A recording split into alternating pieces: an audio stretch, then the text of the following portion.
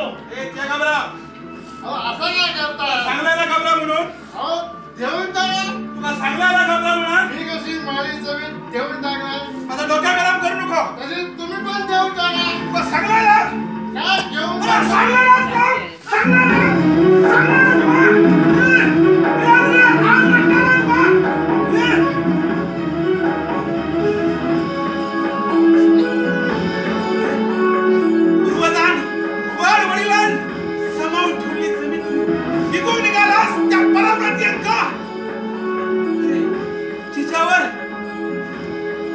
प्रमाणे प्रेम केला एका तुम्ही दुसऱ्याच्या हवाले करून निघाला.